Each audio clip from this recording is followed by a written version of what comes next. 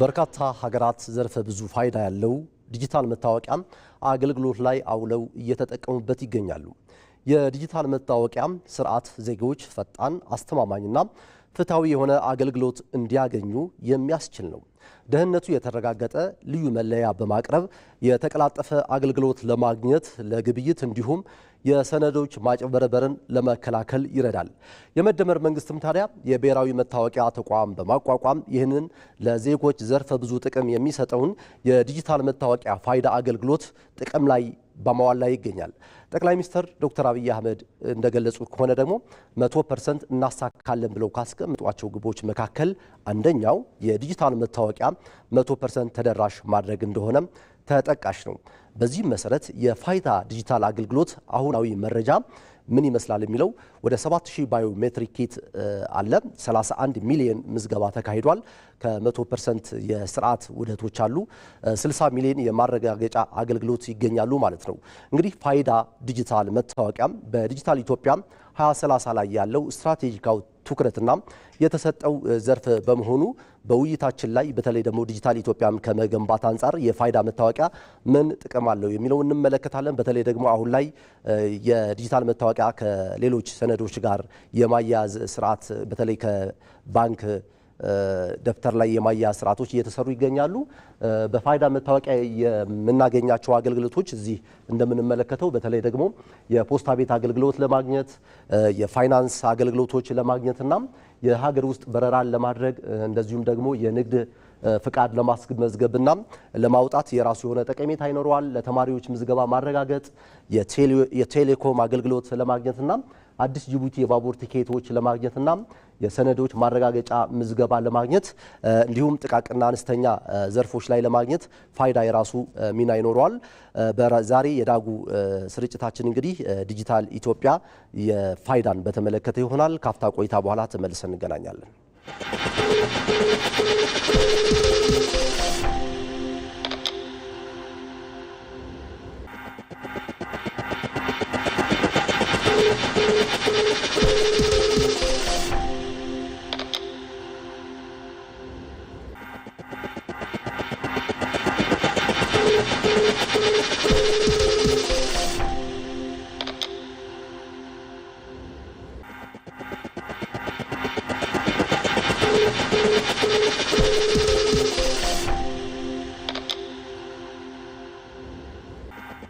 ጤና ይስጥልን የተወደዳችሁ ተመልካቾቻችን፣ ከኢትዮጵያ ብሮድካስቲንግ ኮርፖሬሽን የዳጉ የቀጥታ ስርጭታችን እንሆ ጀምሯል። በዛሬው የዳጉ የቀጥታ ስርጭታችን የመወያያ ርዕሳችን የሚሆነው የፋይዳ ዲጂታል አገልግሎት ምን ይመስላል፣ በተለይ ለዲጂታል ኢትዮጵያ ለመገንባት ምን አይነት አበርክቶ ይሰጣል በሚል ውይይት እናደርጋለን። እዚህ ስቱዲዮ እንግዳ ጋብዘናል። የመጀመሪያ እንግዳዬ አቶ አሚናት ሰይፉ የባለድርሻ አካላትና የኮሚኒኬሽን ዳይሬክተር ናቸው። ሁለተኛ እንግዳዬ ደግሞ ቻሌ አምባዬ የምዝገባ ኦፕሬሽን ከፍተኛ ባለሙያ ወይም ኤክስፐርት ናቸው። ከሐረር ስቱዲዮ ደግሞ እንግዳለን አቶ ሳዳም መሐመድ የሐረር ክልል ወሳኝ ኩነት ምዝገባ ኤጀንሲ ኃላፊ ናቸው። አብራችሁን ቆይታ ታደርጋላችሁ። እንኳን በሰላም መጣችሁ። እንኳን ደህና ቆያችሁ። መልካም። ቀደም ሲል እንግዲህ ለተመልካቾች ስናስተዋውቅ ነበርና ፋይዳ ዲጂታል ምንድነው፣ ለማን ምን ይፈይዳል የሚለውን መጀመሪያ እንመልከት እስኪ ቀርጹ። መልካም። እንግዲህ ያው ቅድም እንደጠቀስከው የዲጂታል ኢትዮጵያ 25ም ሆነ 2030 በዋነኛነት ነዋሪዎች የሚያገኟቸውን አገልግሎቶች የተቀላጠፈ እንዲሆን ከዚያም ማለፈ ደግሞ እንደ ሀገር በኢኮኖሚ ውስጥ በፍጥነት አትርፈን መድረስ የምናስባቸውን ደረጃዎች ለማስቻል ዲጂታል ሲስተሞችን እንገነባለን። ዲጂታል ሲስተሞችን ስንገነባ ግን ምን ያስፈልጋል ማለት ነው? ነዋሪዎች መታወቅ አለባቸው። የገነባነው ሲስተም በየቦታው ስንሄድ ባንክ፣ ቴሌኮም ሴክተር ላይ፣ ትምህርት ቤት ፈጣን አገልግሎቶች ለማግኘት የገነባናቸው ዲጂታል ሲስተሞች ምን ያስፈልጋቸዋል? ዲጂታል መታወቂያዎች ያስፈልጓቸዋል። ነዋሪዎች ከነዚህ ሲስተሞች ጋር ቀልጣፋ የሆነ አገልግሎት ለማግኘት ማለት ነው። ሁለት ነገር ነው። አንዱ ደንበኛው ከሲስተሞቹ ጋር በሚኖረው መስተጋብር ወይ ግንኙነት ውስጥ፣ ሁለተኛ ደግሞ ከጀርባ እንደ አንድ ደንበኛ ስንሄድ ሁለት ተቋማት ተቀናጅተው አገልግሎቱን እንዲሰጡና ተቀላጥፈው እኛ ደብዳቤ ይዘን ወረቀት ይዘን ካን ተቋም ወደ አንተ ተቋም ምንሯሯጠውን ምንንገላታውን ነገር እነሱ ከጀርባኛን ስላወቁ በቀላሉ መልኩ ተግባብተው አገልግሎት እንዲሰጡን የሚያስችል ማለት ነው አቀላጣፊ የሆነ ሲስተም ነው። እንዲህ ብለን እናስብ። አንድ ካፌ ስንገባ አንድ አስተናጋጅ ይመጣል፣ ሁሉንም ኦርደሮቻችንን ይቀበላል አይደለ? ከተቀበለ በኋላ ሁሉንም ነገር እሱ ነው የሚያስተናግድ። እንግዲህ የፋይዳን ዲጂታል መታወቂያ ስርዓት በዛ አስተናጋጅ መመሰል እንችላለን ማለት ነው እንጂ እኛ ሼፉን መጥቶ አይታዘዘንም፣ ለሱም አንከፍልም፣ ለሻቅራቢውም አንከፍልም አይደለ?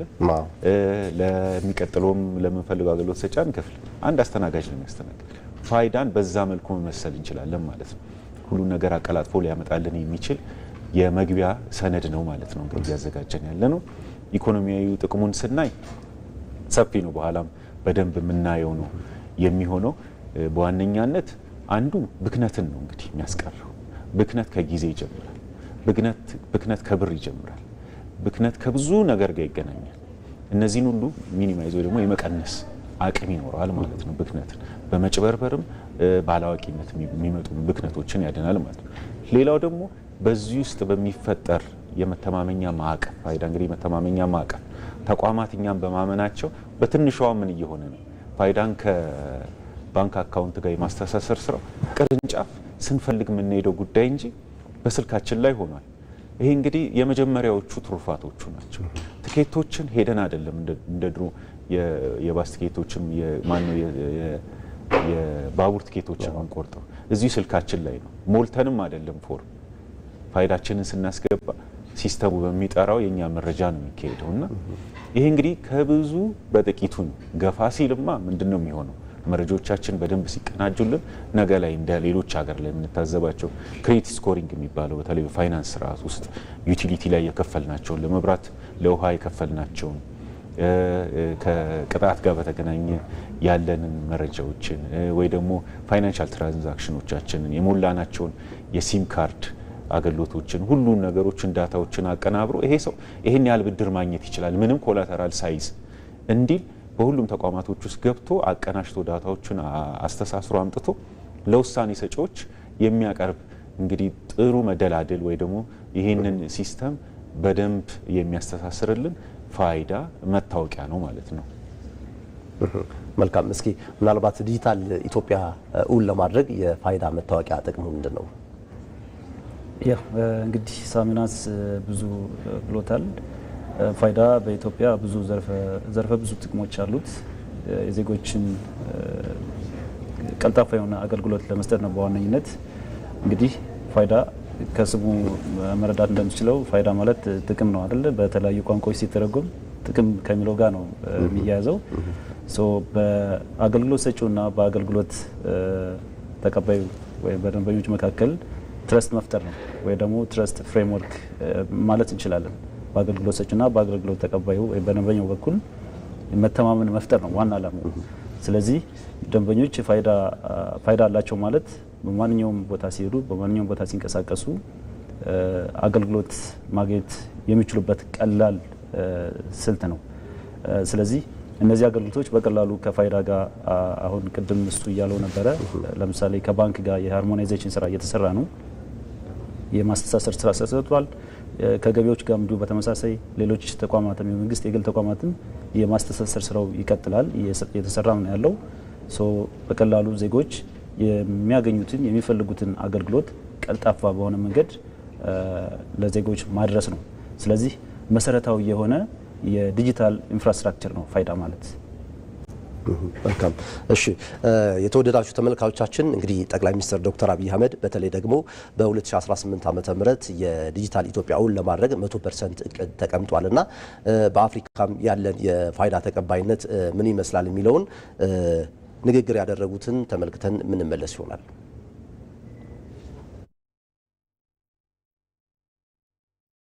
ፋይዳ ሲስተም 30 ሚሊዮን ሰው ደርሰናል አለ። 30 ሚሊዮን ማለት አፍሪካ ውስጥ ከግማሽ በላይ የአፍሪካ ሀገራት 30 ሚሊዮን ፖፑሌሽን የላቸው።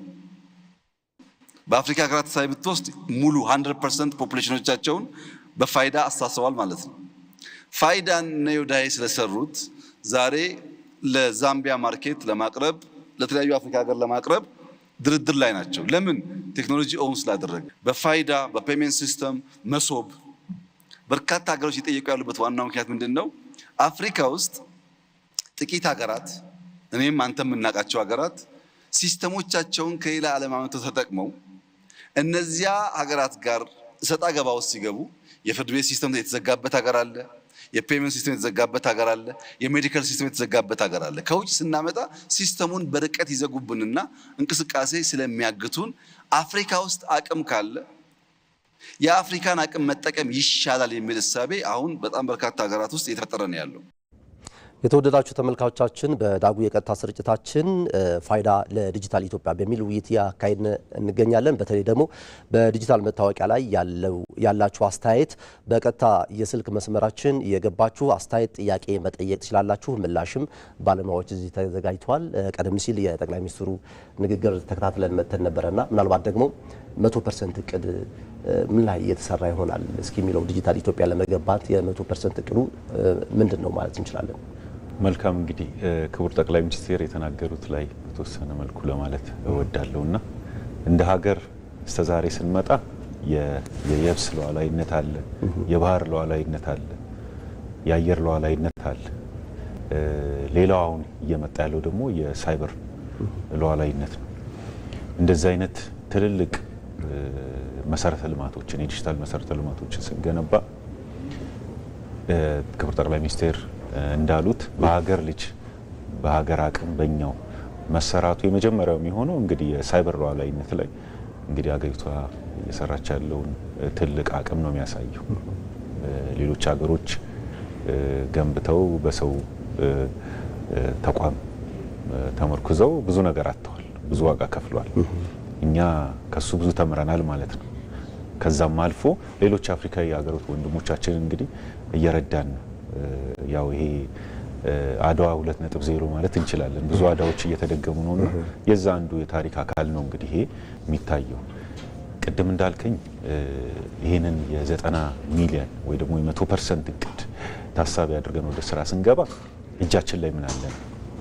ይሄንን የሚያስችል አንደኛ በምዝገባ አቅም ወደ 7000 የሚሆኑ ማሽኖች ገበያ ላይ አሉ። አሁን ላይ ምዝገባ እያካሄዱ ነው። ከዛ በተጨማሪ ደግሞ አሁን ላይ 30 ሚሊዮን ደርሰናል፣ 31 ሚሊዮን ደርሰናል። ቁጥሮች እየጨመሩ ነው። እዛ ላይ ነው እንግዲህ የምናክልበት ማለት ነው።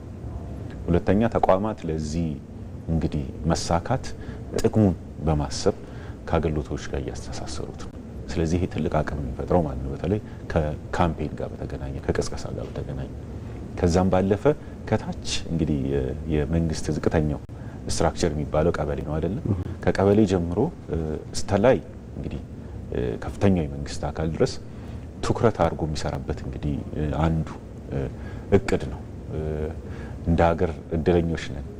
በሳምንት ወይ በወር ውስጥ አንድ ትልቅ ሜጋ የሚባል ለኢትዮጵያ አይደለም ለአፍሪካ ፕሮጀክቶችን እንግዲህ ላውንች የምናረጋገር ሆነናል። መነጋገሪያም ነን በዚህ በትልቁ ሚዲያው ላይ እና ፋይዳም ይሄ ነው እንግዲህ አንዱ ንቅናቄያችን ያለን ቁርጠኝነት እንደ ህዝብ አምኖበታል። ህዝቡ በደንብ ደስ የሚለው ነገር ምን ሊያመጣ እንደሚችል መሶብ ላይ አይቶታል። የፋይዳ መደላድሉ ፈጥሯል። መሶብ አሁን ላይ ትልቅ አቅም እየፈጠረ ነው እንደ ሀገርና መቀየር የምንፈልጋቸው ስርዓቶች አሉ፣ ማሻሻል የምንፈልጋቸው ስርዓቶች አሉና ለነዚህ ትልቅ አቅም ነው ብሎ ህዝቡም ደግሞ በከፍተኛ ደረጃ እየተመዘገበ ነው። አሁን ላይ ቁጥሮች እየጨመሩ ነው። ጥያቄዎች አሁን ላይ ያሉት እኛ ቀበሌ ማሽን ይግባልን እንደዚህ አይነት ጥያቄዎች ናቸው እንጂ እንደ ድሮ ፋይዳ ምንድነው፣ እንዴት እናደርገው፣ ለምንድን ነው የምንመዘገበው፣ ሁለት መታወቂያ ሶስት መታወቂያ በኪሴ አይደለም ጉዳዩ። እኛ ወረዳ ላይ አላችሁ ነው፣ እኛ ቀበሌ አላችሁ ነው ጥያቄውና ይሄ ሌላው ነው እንግዲህ ከምዝገባ ጋር። ሌላው ደግሞ ሲስተም ነው እንግዲህ ከጀርባ ምን እናደርጋለን እኛ ከመመዝገብ ባለፈ ታች 7000ዎቹ ማሽኖች ከመዝገባቸው ባለፈ ይሄንን ዳታ እንግዲህ አጥርቶ አቀናብሮ ይዞ ያንቺን ፋይዳ ምንላትን ባለ 16 እና ባለ 12 አሃዝ ቁጥር ወደ ስልክ የሚልከው ሲስተም ምን ያህል ጠንካራ ነው ምን ያህል አቅም አለው፣ ምን ያህል በፍጥነት ይመልሳል። እነዚህ ነገሮች ላይ እንግዲህ ወደ 70 የሚሆኑ ኢንጂነሮች አሉ። ሲስተሙ የተጠናከረ ነው፣ ሬዲ ነው ከዛም በላይ ለመመዝገብ ማለት ነው። ስለዚህ ይሄ አንዱ የሲስተሙ ብቃት ነው። እነዚህ ሁሉ ዳታዎች ደግሞ ሰበሰቡ፣ መረጃዎች ሰበሰቡ። በምን አይነት መልኩ ነው እንግዲህ ፕሮቴክት ወይ ደግሞ ጠብቀን የምናስቀምጠው ነው። ህግ አለ፣ የግል ዳታ ጥበቃ አዋጅ። ከዛ ባለፈ ግን ያንን ህግ ወደ ሲስተም ተርጉመነዋል። ለምሳሌ አንዳንድ ተቋማት ወይ ደግሞ አንዳንድ ግለሰቦች ለምንድን ነው ኦቲፒ ቴክስት የምንላላከው? በቃ መረጃውን ላኩላቸው እንዲናደርግ እንገበያይ። ኖ አይደለም። ታሪክ ነው እየቀየረን ያለ ነው። አዲስ አሰራር ነው እያመጣን ያለ ነው። የዚህ መረጃ ባለቤቶች ግለሰቦች ናቸው። ለዛ ነው ግለሰቦች በየተቋሙ ሲሄዱ ኦቲፒ ወይ ደግሞ የአጭር የጽሁፍ መልእክት በመቀየር ነው መረጃቸውን ለዛ ተቋም የሚሰጡት።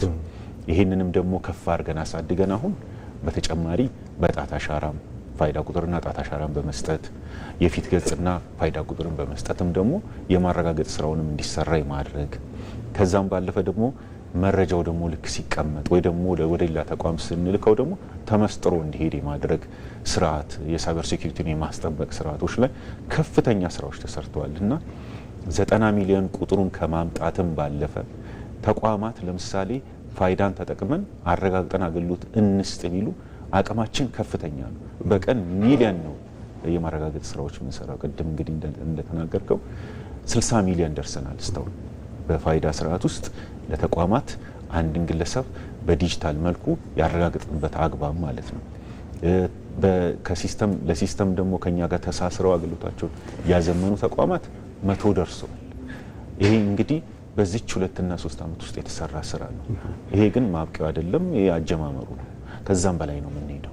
ፋይዳ ደግሞ እዚህ ጋር የሚቆም አይደለም። ከተቋማት የምንፈልጋቸው ነገሮች አሉ። ባንኮች ፋይዳን አረጋግጠው አገልግሎት ከመስጠት ባለፈ ከዛም የበለጡ አገልግሎቶች እንዲጀምሩ እንፈልጋለን። ማይክሮሎኖች ማደግ አለባቸው። 5000 የነበሩ 50ሺህ የነበሩ 200,000 መሆን አለባቸው። ኤስኤምኤስዎች ምንድነው ጥቃቅን አነስተኛዎች ማደግ አለባቸው። የፋይዳ እዛ ጋር ነው ያለው። ድሮ ቢሮ ላይ ሄደን የምንሰጣቸው አገልግሎቶች በስልኮቻችን መምጣት አለባቸው። እኚህ ነገሮች ናቸው እንግዲህ ምቹ የሚሆኑት። የታክስ ክሊራንሶች እና የመሳሰሉት ነገሮች ድሮ ወረቀት የሚበዛባቸው ስራዎች ወደ ዲጂታል መምጣት አለባቸው፣ ስልክ ላይ መምጣት አለባቸው። ደንበኛው ባለበት አካባቢ ሆኖ የሚሰራው መሆን አለበት። ምቾት መፍጠር አለበት። ምቾት ውስጥ አቅም ነው የምንፈጥረው፣ ምቾት ውስጥ ገቢ ነው የምናሳድገውና ፋይዳ እንዳጠቃላይ 90 ሚሊዮን ከ90 ሚሊዮንም በላይ ነው እሳቢው። ሰፊ ነው የምንለው። የ90 ሚሊዮኑ ከምዝገባ አንጻር ነው። ከዛ ውጪም ብዙ ስራዎች አሉ የሚሰሩ። እነዛም ደግሞ በስኬት እየሄዱ ነው ለምናስበው። መልካም አቶ ቻሌው ደርሶ ልምጣዳ። በተለይ ደግሞ ፋይዳ ዲጂታል ኢኮኖሚ ከመገንባት አንጻር ያለው ፋይዳ ምንድነው? ፋይዳ ዲጂታል ኢኮኖሚን ከመገንባት ረገድ ብዙ ጥቅሞች አሉት። እንግዲህ ብዙ የማህበረሰብ ክፍሎች አሉ። በኢኮኖሚው ረገድ ብንሄድ ከኢኮኖሚው ተገለው ከዘመናዊ የኢኮኖሚ ስርዓት ውስጥ ተገለው የነበሩ ዜጎች አሉ። ለምሳሌ መታወቂያ የላቸውም በሚል የባንክ አካውንት መክፈት የማይችሉ ዜጎች ብዙ ነበሩ። አሁን ግን የፋይዳ ስርዓት ከመጣ በኋላ ሁሉም ዜጎች እንደሚታወቀው ፋይዳ ኢንክሉሲቭ ነው ወይም ደግሞ አካታች ነው ብለናል። አካታች መሆኑ ደግሞ ማንኛውም ዜጋ ባለው መረጃ ውስን መረጃዎችን በመጠቀም ብቻ የፋይዳ መታወቂያ እንዲኖረው ይደረጋል። የፋይዳ መታወቂያ ያለው ማለት ደግሞ መሰረታዊ የሚባሉት ልክ አካውንት እንደመክፈት ብንወስድ አንዱ ከኢኮኖሚ ጋር የሚያያዝ ነው። ስለዚህ ዜጎች በተዘዋዋሪ የዘመናዊ ኢኮኖሚ ስርዓት ተጠቃሚ የሆኑበት መንገድ እያመቻቸላቸው ነው ማለት ነው። ሌላው የማህበረሰብ ክፍሎች ደግሞ አሉ። የውጭ ድርጅቶች እርዳታ የሚደገፉ የማህበረሰብ ክፍሎች ይኖራሉ። ሌሎችም ነገሮች ብዙዎች አሉ። እነዚህ የማህበረሰብ ክፍሎች ተጠቃሚነታቸውን ለማረጋገጥ ፋይዳ ትልቅ ሚና አለው። ፍትሃዊ በሆነ መንገድ የሀብት ክፍፍል እንዲኖር ለዜጎች ትልቅ ድርሻ ይኖረዋል ፋይዳ። ማህበራዊ ጉዳዮችም አሉ። ለማህበረሰቡ ፋይዳ ትልቅ ሚና ይጫወታል በዚህ በኢኮኖሚ ረገድ ስናየው ማለት ነው። መልካም እንመለስበታለን። የተወደዳችሁ ተመልካቾቻችን ወደ ሀረር ስቱዲዮ እናቀናለን። ሀረር ስቱዲዮ እንግዳለን። ቀደም ሲል አስተዋውቂያችሁ ነበር። በተለይ ደግሞ ዲጂታል ኢትዮጵያ ከመገንባት በተለይ ደግሞ በሀረር ክልል እንደዚሁም ደግሞ በገጠር አማው አካባቢ የሚሰሩ ስራዎች ምንድናቸው? አሁናዊ ስራዎችን እስኪ ቢያጋሩን። እሺ በጣም አመሰግናለሁ። በአሁኑ ጊዜ እንግዲህ እንደሚታወቀው የፋይዳ ዲጂታል መታወቂያን በ100% ተደራሽ ለማድረግ ትኩረት ተሰጥቶ እየተሰራ ያለበት ሁኔታ ነው ያለው። እንደ ሐረሪ ክልል ያለውን ነባራዊ ሁኔታ ስንመለከት በክልሉ ፕላን ኮሚሽን እና እንዲሁም በክልሉ የስታቲክስ ቅርንጫፍ የአሰላል ግምታዊ አሰላል መሰረት በክልሉ በአጠቃላይ በከተማ እስከ 173,000 በላይ ማህበረሰብ እንዲሁም በገጠር ከ125,000 በላይ ማህበረሰብ በድምሩ እስከ 300,000 ማህበረሰብ የሚጠጋ ህዝብ አለ ተብሎ ነው የሚገመተው። ከዚህ ጋር በተገናኘ እንግዲህ እስካሁን እድሜያቸው ከ5 ዓመት በላይ የሆኑ የዲጂታል መታወቂያ ፋይዳን ተመዝግበው አገልግሎቱን ያገኙ ዜጎች 273,000 አካባቢ የደረሱበት ሁኔታ ነው ያለው። እንግዲህ ይህ በስታቲክስ እና በፕላን ኮሚሽን የተቀመጠው ግምታዊ መረጃ ሲሆን ክፍተቱ እንዳለ ሆኖ ይህ አገልግሎት ያልተዳረሰባቸው በከተማና በገጠር በርካታ ዜጎች ስለሚኖሩ እነሱንም ተደራሽ ለማድረግ በከተማና በገጠር የሚገኙ አመራሮችን በማስተባበር የዳሰሳ ጥናት ከማካሄድ ስራ ጎን ለጎን የምዝገባ አገልግሎቱን በከተማና በገጠር በማሳለጥ እየተከናወነ ያለበት ሁኔታ ነው ያለው። በተለይ በአሁኑ ሰዓት እንግዲህ የ6ኛና የ8ኛ ክፍል ፈተና እንዲሁም የ12ኛ ፈተና ጋር ተያይዞም ፈተናዎች በዲጂታል የሚሰጡ የፋይዳ ዲጂታል መታወቂያን እዚህ ሲያቀርቡ ተማሪዎች በዛ የሚፈተኑ በመሆኑ በትምህርት ቤቶች የፋይዳ ዲጂታል መታወቂያ አገልግሎትን ተደራሽ በማድረግ በክልሉ በከተማ እና በገጠር እንዲሁም በግልና በመንግስት ትምህርት ቤቶች በአጠቃላይ የፖስታ ቤትና የኢትዮ ቴሌኮም ኪቶችን በመመደብ በየዕለቱ በዘመቻ መልኩ የምዝገባ ስራ እየተከናወነ ያለበት ሁኔታ ነው ያለው ማለት ነው። ኦኬ መልካም እንመለሳለን። እሺ እንግዲህ ቀደም ሲል ከሐረር ስቱዲዮ የገቡ እንግዳችን እንደገለጹት አለ በተለይ ደግሞ ከአዲስ አበባ ከከተሞችም እንደዚሁም ከክልሎችና በገጠራማው አካባቢ ላይ ተደራሽነቱ ምን ይመስላል? እስኪ ያለው አሁናዊ መረጃ እንመልከት። መልካም የሐረር ክልልን በጣም ነው የምናመሰግነው። በተለይ ሐረርና ድሬዳዋ አስተዳደር ላይ አንዱ የሰራነው ስራ የሴፍቲኔት ፕሮግራም ተጠቃሚዎችን ምዝገባ ነው። አብዛኛው በገጠሪቱ ኢትዮጵያ ላይ የሚገኘው ማህበረሰብ ማለት ነው እንግዲህ ተጠቃሚ የሚሆንበት ፕሮግራም ነውና እንደ ሀገርም ያሰብነው ትልቅ ትልም ያው አንዱ ከተመጽዋችነት ወጥቶ ጠንካራ ኢኮኖሚን የሚደግፍ ማህበረሰብ መፍጠር ነውና በተለይ ድሬዳዋ አስተዳደርና ሐረሪ ክልል ላይ የሴፍቲኔት ተጠቃሚዎችን መዝግበን ነበረ። ገጠር ገብተን ደስ የሚል ልምድ ነው የወሰድንበት። እውነቱን ለመናገር በተለይ ሌሎች ክልሎች ላይ ለምንሰራው ምዝገባ ትልቅ ልምድ ነው የሰጠን። ፓስቶራሊስት እና ሴሚ ፓስቶራሊስት ማህበረሰብ ያለበት አካባቢ ነው ይንቀሳቀሳል። የአየር ሁኔታው አለ። ስለዚህ እነዚህ ትልቅ ከባዮሜትሪክ ማሽን አጠቃቀምም ሆነ ከህብረተሰቡ ባህል ጋር ተናቦ መስራት ጋር በተገናኘ ትልቅ ትምህርት የወሰድንበት አግባብ ነው ያለው ማለት ነው። ቅድም እንደጠቀስኩት እንግዲህ 7000 ማሽን አገሪቷ ላይ ያለ ስንል አንዱ የከተማ ምዝገባዎች ከሞላ ጎደል እንግዲህ እየተገባደዱ ነው። በሐረሪ ክልልም ሆነ በድሬዳዋ አስተዳደር ከተማ ላይ የማጥራት ስራ ነው እንጂ ወደ ገጠሪቷ የክልሉም ሆነ የከተማ አስተዳደሩ አካባቢዎች ላይ ነው ምዝገባዎች ትኩረት እንዲደረግባቸው አስበን እየሰራን ያለ ነውና በሌሎቹም የሀገሪቱ ክፍሎች ላይ ታዝበን ከሆነ አዲስ አበባን ጨምሮ የማጥራት ስራዎች ነው እየሰራን ያለ ነው። በዋነኛነት አብዛኛው ሪሶርሳችንን ያለንን የመዝገቢያ ማሽኖችም የቅስቀሳም ስራ በዋነኛነት በዚህ ዓመት በተለይ ፈሰስ እያደረግን ያለ ነው ወደ ወረዳ እና የቀበሌ የመንግስት ስትራክቸር ላይ ያሉ ናቸው። በተወሰነ መልኩ እነዚህ ምን ይገልጻሉ? የገጠሪቷ ኢትዮጵያ ነው ማለት ነው የሚገልጹት። ከዚህ ጋር በተገናኘ ማለት ነው። ሌላ ደግሞ ትልቅ አቅም እየፈጠርን ያለ ነው ምንድነው እንግዲህ ፋይዳ ከአገልግሎቶች ጋር እየተሳሰር ነው አይደል ምዝገባው የምናካሄደው። አሁን ላይ ምናልባት በእርሱ ጉዳይ እመለሳለሁ። ዳይሬክተር የቀጥታ ስልክ መስመር ደዋይ ስላለን እንመለስበታለን። ጤና ይስጥልኝ። ደዋያችን ከየት ነው የሚደውሉት? አስተያየት ወይም መልእክት ወይም ጥያቄ ካሉት በምንወያይበት ርዕሰ ጉዳይ ላይ ማቅረብ ይችላሉ። እሺ ጤና ይስጥልኝ። ይሰማል። ድምጾትን ከፍ ያድርጉ። ይቀጥሉ። ጤና ይስጥልኝ። ብርሃኔ ገብረ ሚካኤል እባላለሁ። ከመቀሌ ነው የምደውለው። አሁን የፋይዳ ጠቀሜታው ምናልባት አያጠያይቅም። እንደ ሀገርም እንደ ያደጉ ሀገራትን ኤግዛምፕል ብንወስድ በጣም ይጠቀሙበታል። ልክ እንደ ካለሱ መንቀሳቀስ እንደማይቻል ነው። አሁን እኔም ደውለው ከመቀሌ ስለሆነ ምናልባት እዚህ ያለው አገልግሎት ግን ምናልባት ትንሽ ተደራሽነቱ ትንሽ ስለሆነ እሱን ብታስቡበት እና እንዴት መሄድ እንዳለበት የሚለውን ለመጠየቅ ነው። ሁለተኛ መንጃ ፍቃድ ለማውጣት እና የተለያየ አገልግሎት ለማግኘት እዚህ በጣም ችግር ነው ያለው እና ከፋይዳ ጋር ተገናኝቶ ሲንክሮናይዝ ተደርጎ አገልግሎት ሊሰጥበት የሚችል የሚለውን ሀሳብ ለማንሳት ነው። በቀረ ግን ፋይዳ አገልግሎቱ በጣም ትልቅን ያለሱ መንቀሳቀስም እንደማይቻል እንደገባን አገልግሎቱ በስፋት የሚሰጥበት ቢታይ የሚል ሀሳብ ነው። መልካም ደዋያችን ስለ ደወሉና ለሰጡት ጥያቄም ምላሽ ያቀርባሉ ባለሙያዎች እዚህ ያሉ። ስለ ደወሉ እጅግ እናመሰግናለን። እንመለስና ያው እንግዲህ ደዋያችን ከመቀሌ አስተያየቱን ወይም ጥያቄው ሰጥቶናል። ምናልባት ደግሞ ቀደም ሲል ደግሞ ከተለያዩ አገልግሎቶች ጋር ከማስተሳሰር አንጻር በክልሎችና በገጠር አካባቢዎች የተሰሩ ስራዎችን እያነሳልን ነበርና ጥያቄው በግረ መንገድ የሚመለስ ይሆናል።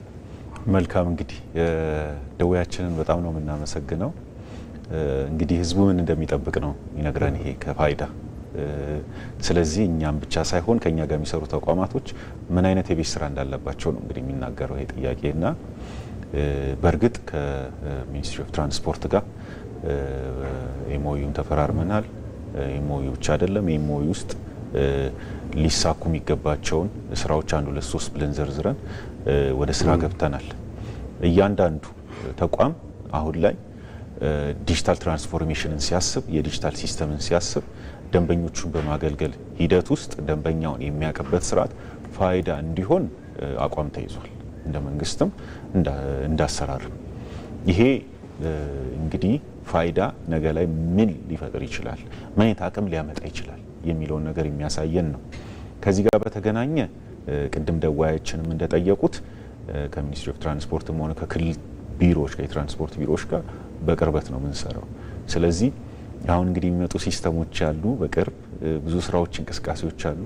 ስለዚህ እነዛን እንግዲህ መጠበቅ ነው ብለን ነው የምናስበው። በቅርብ ብዙ ነገር ይቀየራል ደስ በሚል ሁኔታ።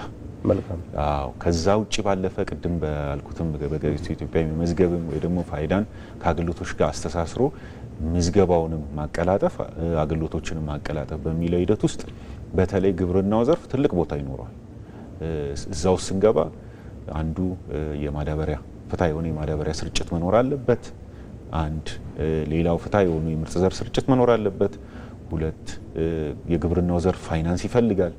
በተለይ የብሔራዊ ባንክና ግብርና ሚኒስቴር ናፊር የሚባል አዲስ ኢኒሼቲቭ ፈጥረው እየሰሩ ነው የሚገኙት። በተለይ የግብርናው ላይ የሚሳተፈው ማህበረሰባችን እንዴት ተጠቃሚ ይሆናል በፋይናንስ ስርዓት ውስጥ የሚል ነውና ፋይዳ ይሄንን እየደገፈ ነው ያለው። በቅርብ ውጤቱን የምናየው ነው የሚሆነው እንግዲህ የመጀመሪያዎቹ ምዕራፎች ማለት ነው። ስለዚህ ምዝገባዎቻችንን ስናደርግ በተለይ ከነዚህ ጋር አገናኝተን የምንሄደው ሴፍትኔት ስንል አንዱ ገጠሪቷ ኢትዮጵያን እንግዲህ ትኩረት አድርጎ የሚሰራ ፕሮጀክት ነው፣ የመንግስት ፕሮጀክት። የገጠር መሬት ካርታ አለ፣ ወደ 33 ሚሊዮን የሚሆን እንግዲህ አርሶ አደሮች የተመዘገቡበት የገጠር መሬት ካርታ ነው። ከጀርባው ያሉት እነማን ናቸው፣ አባወራው ማወራው ማን ነው የሚለውን ነገር በልዩነት የመለየት ስርዓቱን አብረን በቅንጅት እየሰራን ነው በገጠሪቷ ኢትዮጵያ ላይ ስናየው። ሌላው የገጠሪቷ ኢትዮጵያ ደግሞ በአጠቃላይ እንደ ሀገር ደግሞ ተጠቃሚ የሆንበት ምንድነው የጤና መድን ፕሮግራም አለ በጤና ሚኒስቴር በኩል የሚካሄድ። ከነሱ ጋርም ደግሞ በቅንጅት ምንሰራው የምዝገባ አካሄድ አለ። እሱ ዳታቸውን እንዲያጠሩ ያስችላቸዋል። ከሞላ ጎደል የፋይናንስ ስርዓቱም ደግሞ ያው ተደራሽነቱ ሰፊ ስለሆነ እያንዳንዱ አካውንት ያለው በዚህ ስርዓት ዳታውን የሚያስተካክልና የሚያጠራ ከሆነ ምን ማለት ነው? በሌላ ቋንቋ ምዝገባ ይካሄዳል፣ እዛ ቦታ ላይ ይኖራል ማለት ነው እያለ እንግዲህ ማን ይሄድበታል የለም ማለት ነው። ቴሌኮም ሴክተሩም ደግሞ ዳታውን ማጥራት ይጠበቅበታል። እነዚህን እንግዲህ የምንጠቅሳቸውን ዳታ ማጥራቶች ለኔ ምን ይሰጣሉ እንደ ነዋሪ እንደ ዜጋ ብለን ማሰብ ነው ያለብን። ዛሬ ኤምፔሳና ቴሌብር ምን ያህል ነው የሚያበድሩ? እንደ ተቋም እነሱ ብዙ እንግዲህ ቻሌንጅ አለባቸው ከፍራውድ ጋር የተገናኙ። እንደ ግለሰብ ደግሞ የምንፈልጋቸው ብዙ አገልግሎቶች አሉ ዘመናዊ። በትንሹ ዛሬ 5000 3000 10000 የሚሰጡ ብድሮች ነገ 50000 100000 መሆን አለባቸው። ያ ነው ትልቁ ነገር እንግዲህ ኢኮኖሚ መደገፍ ላይ ነው። እንደ ሀገር የዚህ ምንድነው የጋጀት ፋይናንሲንግ የሚባለው ይሄ እቃዎችን ፋይናንስ ተደርገን መግዛት የመሳሰሉት ነገሮች እየተለማመድናቸው ያሉ አዳዲስ እንግዲህ አሰራሮች ናቸው። እነዚህ ነገሮች የበለጠ ተጠናክረው እንዲመጡ ነው። አንድ ወጣት 12ኛ ክፍል ወይ ደግሞ ዩኒቨርሲቲ ግራጁዌት አድርጎ ልክ ሲወጣ ከቤት ወጥቶ ኑሮ ማመቻቸት ካለበት ሁሉ ነገር መቼም ብር ኖሮት ሊጀምር አይችልም። ስለዚህ ነገ ላይ ሊከፍለው የሚችለው ብድሮች ከተመቻቹለት ኑሮን አመቻችቶ ይወጣል። በሌላው ዓለም የምናየው ነገር ነው እንግዲህ አይደለም። እነዚህ ነገሮች እንግዲህ እንዲኖሩ አስቻይ የሆኑ የትረስት ፍሬምወርክ ወይ ደግሞ የመተማመኛ ማዕቀፎችን መፍጠር ነው ስርዓቱና በዚህ ውስጥ ነው እንግዲህ ጥቅሞችን አንድ ላይ በማስተሳሰር ጥቅሞች የበለጠ አቅም እንዲኖራቸው ተቋማት ኮንፊደንስ ወይ ደግሞ እንግዲህ አብሮ የመስራት ፍላጎቱን አፒታይቱን እንዲጨምሩ የሚያስችሉ የመተማመኛ ማዕቀፎችን ነው እየዘረጋን ያለ ነውና በዚህ ውስጥ ነው ምዝገባውም እንግዲህ እየተጠናከረ የሚመጣው ማለት ነው። ምናልባት አንዳንድ የሚነሱ ጥያቄዎች አሉ። ያው ግንዛቤ ከመፍጠር አንጻርም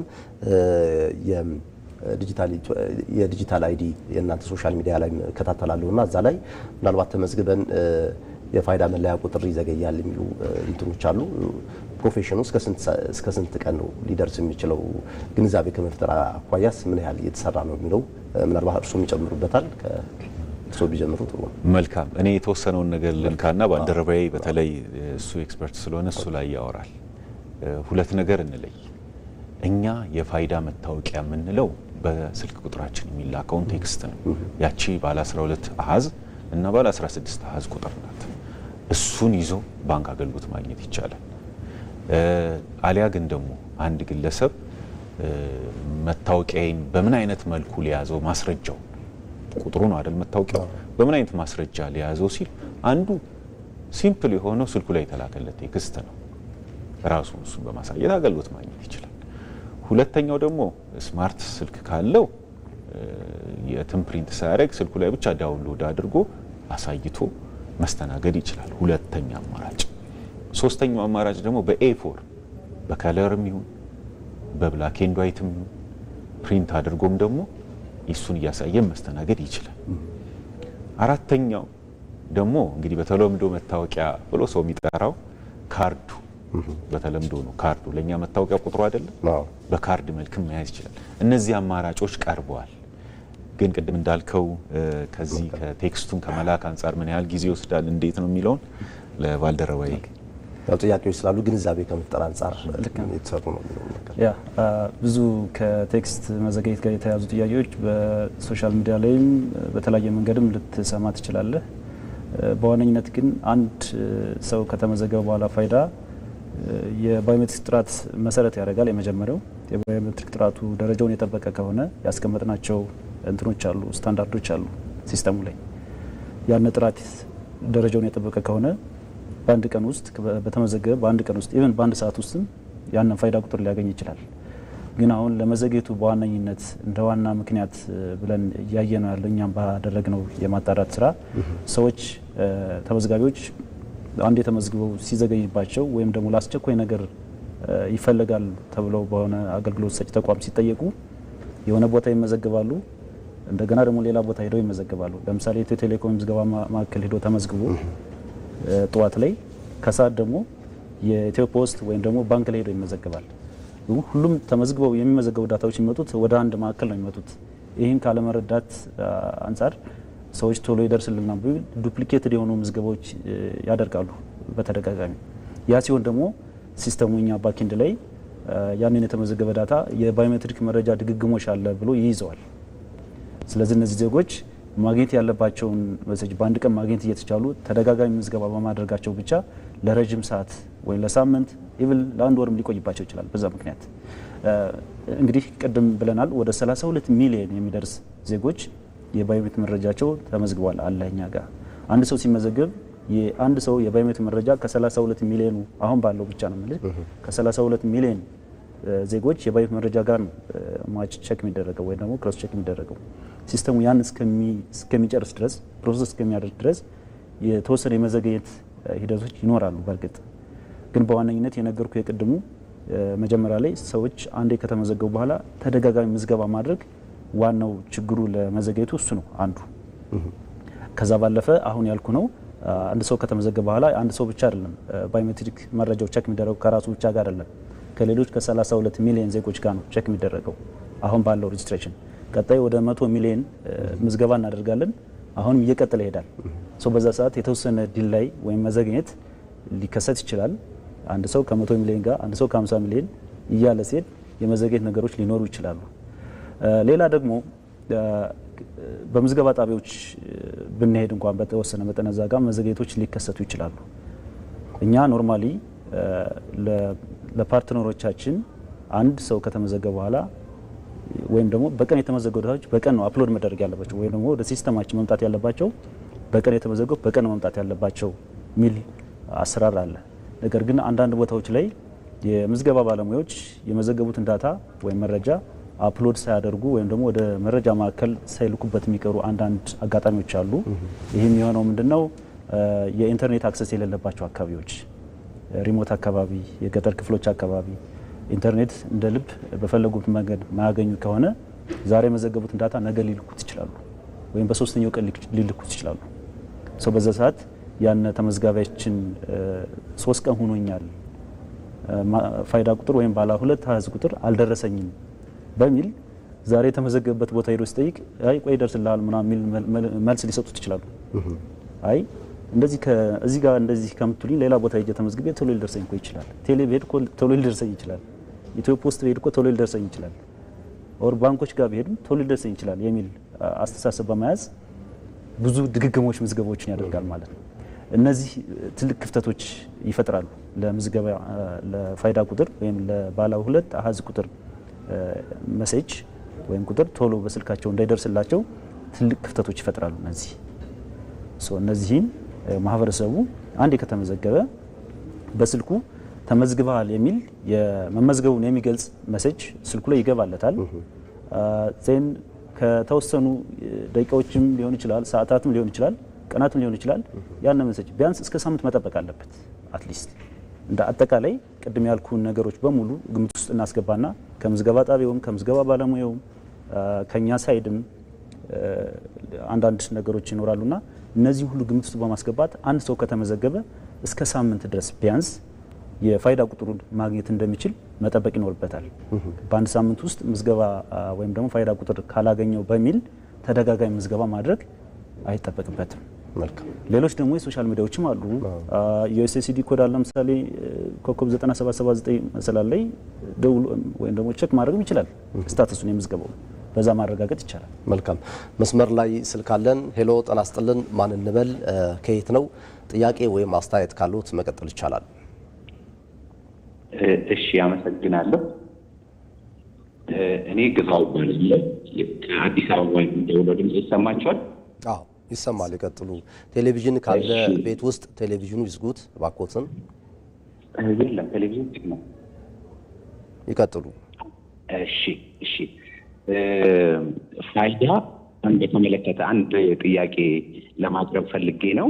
እድሉ ስለተሰጠኝ አመሰግናለሁ።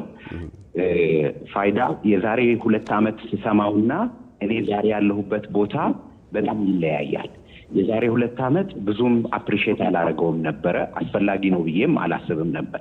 ዛሬ ግን ጥቅሙን ሳየው በራሴ ተነሳሽነት እንድመዘገብ አድርጎኛል፣ የተሰጠኝ ግንዛቤ ማለት ነው። አልፎ አልፎ ግን በአንዳንድ ማህበረሰብ ተዘዋውሬ ሳይ የግንዛቤ ማነስ አያለሁኝ በሰዎች ዘንድና እነዚህን ጋፖች አድሬስ ለማድረግ በተቋሙ ምን ታስቧል? እንደኔ ያለ ሬጉላር ሲቲዝን ደግሞ እንዴት ሰፖርት ማድረግ ይችላል? እኔ አሁን ይሄንን ኢኒሼቲቭ 100% ሰፖርት አደርጋለሁ።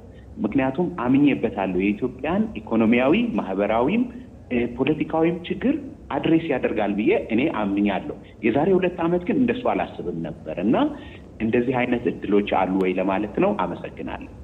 መልካም ደዋያችን ለሰጡት ጥያቄ እጅግ እናመሰግናለን። ማብራሪያ በሚመለከተው ባለሙያ ምላሽ እናገኛለን። ከዚሁ ጋር ተያይዞ እንግዲህ ወደ ሀረር ስቱዲዮ እንመለሳለን። እንግዲህ ቀደም ሲል አቶ ሳዳት ደዋያችን ማስተያየት የሰጡት አለ። በተለይ ደግሞ በገጠሪቱና በክልል ከተሞች ላይ ግንዛቤ ከመፍጠር አንጻር የዛሬ 2 ዓመት ከነበረው ግንዛቤ የማህበረሰቡ ግንዛቤና አሁን ላይ ያለው የማህበረሰቡ ግንዛቤ ምን ይመስላል? እስኪ እርስዎ ሀረር ክልል ላይ የታዘቡት ምንድን ነው? በጣም አመሰግናለሁ። እንደሚታወቀው እንግዲህ እንደ ሀገራችን አዲስ ነገሮች ብዙ ጊዜ ሲመጡ ማህበረሰቡ ብዥታ ይፈጠርበታል። አንዳንድ በማህበራዊ ሚዲያ ላይ የሚሰራጩም አፍራሽ የሆኑ መልእክቶች አዲስ ነገሮች በሚመጡበት ጊዜ ማህበረሰቡ ቶሎ ተቀብሎ እንዲያስተናግዳቸው ከማድረግ አንጻር ከፍተኛ የሆነ ተጽዕኖ የሚፈጠርበት ሁኔታ አለና ከአሁን ቀደም በክልል እንግዲህ ከናሽናል አይዲ ወይም የፋይዳ ብሔራዊ መታወቂያ ጋር በተያያዘ ማህበረሰቡ ዘንድ የነበሩ ብዙ ብዥታዎች ነበሩ። ያም ሆኖ ግን እንግዲህ በተለያዩ አጋጣሚዎች ሚዲያዎችን የማህበራዊ ሚዲያዎችን በመጠቀም እየተሰሩ ባሉ ስራዎች በአሁኑ ጊዜ ማህበረሰቡ የፋይዳ ዲጂታል መታወቂያ በተቋማት እንዲሁም በመንግስት አገልግሎት ሰጪ ተቋማት የሚሰጡ አገልግሎቶችን ከማሳለጥ አንጻር እንዲሁም የፋይናንሻል ትራንዛክሽኖችን ሴኩሪቲ ወይም ደህንነት ከማረጋገጥ አንጻር ንብረታቸው እንዲጠበቅላቸው ከማድረግ አንጻር ምን አይነት ፋይዳ እንዳለው በአሁኑ ሰዓት እየተገነዘቡበት ሁኔታ አለ። ይህንን ተከትሎም በየምዝገባ ጣቢያዎች በአሁኑ ጊዜ ከበፊቱ በተሻለ ሁኔታ ማለት ነው ለምዝገባ እየመጡ ያሉበት ሁኔታ ነው ያለው። መልካም እሺ፣ እንመለሳለን። ለሰጡን ማብራሪያ እናመሰግናለን። ወደ እርስዎ ልመለስና ቀደም ሲልም ከአዲስ አበባ የሰጡት አስተያየት ወይም ጥያቄ አለ። በተለይ ደግሞ ማህበረሰቡ ከዛሬ 2 ዓመት በፊት የነበረው አረዳድና ግንዛቤ አሁን ላይ በጣም እንደጨመረ ገልጸውልናል። በተለይ ደግሞ ሌሎች አካባቢዎች ላይ ያለውን ግንዛቤ ከማስፋት አንጻር ጥያቄውን እንዴት ይመልሱታል? እስኪ መልካም እንግዲህ የዛሬ 2 ዓመትን ስናስብ እኛ ራሱ ምን ቁጥር ላይ ነበርን የሚለውን በሁሉም ነገር ማየት እንችላለን። ቁጥሮች ይናገራሉ እና ዛሬ ደግሞ ሌላ ነው። ህብረተሰብ ውስጥም ያለው እንግዲህ እውቀት ከዛ ጋር አብሮ ይገናኛል። ከኛም አቅም ጋር እኛም እንዴት አብረን ከህብረተሰቡ ጋር እየሰራ ነው የሚለውን ትላንትና በቀላሉ ፋይዳ መያዝ ጊዜ ውስጥ ሌላ ተጨማሪ መታወቂያ ነው ወይ ከሚል ጥያቄ አንስቶ አንዳንድ ደግሞ ከተለያዩ ሀሳቦች ከሃይማኖት ሀሳቦች ጋር የማይሆኑ ሀሳቦች ጋር ማገናኘትም ነገር ነበር። ግን ዋናው ነገር ጥቅሙ ማሳየት ነው አይደለ? ጥቅሙ ነው እንግዲህ የሚመራን። ኤቲኤም የመጣ ጊዜ ብራችንን ለማስጨረስ ነው፣ ኤቲኤም በየቦታው ማሽን ተቀምጦ ምናምን የሚሉ ሀሳቦች ነበሩ። ዛሬ ኤቲኤም ምን ማለት እንደሆነ እንግዲህ ሁሉም ሰው የሚያውቀው ነው አይደለ? እንግዲህ ታሪክ ተቀይሯል። በፋይዳም ስርዓት ስንመጣ ይሄው ነው እንግዲህ ትልቁ ነገር። ፋይዳ ማለት አገልግሎት ማዘመን ትልቁ ነገር። ቅድም ኃላፊው እንደተናገሩት የፋይናንስ ደህንነትን የማስጠበቅ አንድ ሰው የፋይናንስ ደህንነቱ ተጠበቀ ስርዓት አለ ሲባል ምን ማለት ነው? ባንኩ ሲባል የኔ አካውንት በደንብ ሴኪዩር ነው ማለት ነው። ካለኔ እውቅና ፈቃድ ውጭ አይንቀሳቀስም። ወይ ደግሞ የፋይናንሻል እንቅስቃሴዎች ሲኖሩ ትረሰብል ወይ ደግሞ ሊተነተኑ የሚችሉ ናቸው። ያ ማለት ብር የት ገባ ወዴት ሄደ የሚለውን ነገር ማጋ ነው የሚለውን ስንልክም ተሳስተን ምንም ልናውቀው የምንችልበትን አቅም ይሰጣል። እነዚህ ነገሮች አሉ። ዋናው ነገር ጥቅሙ ነው እንግዲህ አብዛኛውን ህብረተሰብ እንዲያመጣው የምንፈልገው ተቋማትም ሊሰሩበት የሚገባው ከኛ ጋር ብለን የምናስበው እየሰራንበት ያለነውም ነገር ይሄ ነው። ሌላው ነገር በእኛ በኩል በተለይ በዚህ ዓመት አመራሩ ቅድም እንግዲህ በሀረሪ ክልል ላይ እንዳየ ነው ከፍተኛ ኃላፊው እንደተናገሩት ከፕሬዝዳንት ጀምሮ ከክልል ፕሬዝዳንት ጀምሮ እስከታችኛው ድረስ በቅንጅት ነው የሚሰሩት እዛ ክልል ላይ እና ሌሎችም ክልሎች ላይ እያየ ነው ያለ ነው። አንዱ የአመራሩ እንግዲህ ቁርጠኝነት ነው። ሌላው የሃይማኖት አባቶች እንግዲህ አንዳንድ ሃይማኖቱ እንኳን የማይለው አይደል? ሃይማኖት ፍትህን ነው የሚሰብከው አይደለ? ሀቅን ነው እንግዲህ የሚሰብከውና ፋይዳም እንግዲህ ፍትህን ነው ለማምጣት እየሰራ ያለው ሀቅን ነው እንግዲህ እንዲኖር በሀገር እንዲሰፍን እየሰራ ያለውና ከዚህ ጋር አገናኝተው አስተምሮቶችን እየሰጡ ነው። ትልቅ ነገር ነው። ብዙ ሃይማኖት አባቶች መተው ሲመዘገቡ እያየን ነው። ይሄ ማለት እኮ እኛ በየቀኑ መድረክ ላይ ወጥተን የምናወራው ነገር ነው። በተግባር እየመጣ ያለው ቴክኖሎጂ እየመጣ ያለው እያሉ ነውና ያን ነው የምንፈልገው። ተማሪዎች ዩኒቨርሲቲ ጨርሶ ሁለተኛ ዲግሪውን ለመስራት ያሰበ ሰው የ8ኛ ክፍል የሚኒስትሪ ወረቀትህን አምጣ ሲባል የ8ኛ ክፍል የሚኒስትሪ ወረቀቱ የ12ኛ ክፍል የማትሪክ ሰርቲፊኬቱ ዲግሪው ስሙ ተለያይተውበት በአንድ ስፔሊንግ ምን ያህሉ ነው ስኮላርሺፕ ላይ ተንገላታው። የባንክ ቡክ ስቴትመንት እዚህ ቦታ አምጣ ሲባል ስምህ አንድ አይደለም፣ ተለያይቷል በአንድ ፊደል። እድሜ እንደዚህ ነው። ስንቱ ነው ያለ እድሜ ጋብቻ አለ። እድሜ ፕሩፍ መደረግ ከብዶት አይደለም። በዚህ ምክንያት ያለ እድሜ ጋብቻዎች ስንት ዋጋ አስከፍሏል። የስንቱን ተስፋ እንግዲህ አቀጭጨዋል አይደለም። ፋይዳ እነዚህን ሁሉ ነው እንግዲህ ኢምፓወር የሚያደርገው ከጀርባ ሆኖ ብዙ ነገር ነው የሚቀይረው። እኛ እንደ ሀገር አንድ ኢኮኖሚ ማህበረሰብ እየፈጠር ነው። አንድ ኢኮኖሚ ማህበረሰብ ብቻ ሳይሆን ትልቅ ኢኮኖሚ ማህበረሰብ ነው እየፈጠር ነው ያለነው። 150 ሚሊዮን ህዝብ እንግዲህ በአንድ ቀን ለአንድ ስታርታፕ ሰብስክራይብ አድርጎ የተመዝግቦ አንድ ስራ መስጠት ከቻለ ያግለሰብ ምን ሆኗል ማለት ነው? በአንድ ቀን ሚሊዮነር ሆኗል ማለት ነው አይደል እንዴ? ስለዚህ በተለይ ስታርታፖች ቶሎ ደንበኞቻቸውን ኦንቦርድ ለማድረግ በቀላሉ እንዲያስችላቸው የሚያስችል አስቻይ የሆነ ስርዓት ነው የሚፈጥረው። ስለዚህ የነገዎቹ ሚሊዮነሮችም ደግሞ ምን ፈጥርልበት ሲስተም ነው እየዘረጋን ያለ ነው ማለት ነው። ሌሎች ሀገሮች ላይ ምን ቀናባቸውን ነገሮች ነው እያመጣን ያለ ነው እና የዛን የስርዓት የመገንባት የመጀመሪያው ምዕራፍ ላይ ነው። እሱ ላይ ነው እንግዲህ እየሮጥን ያለ ነው።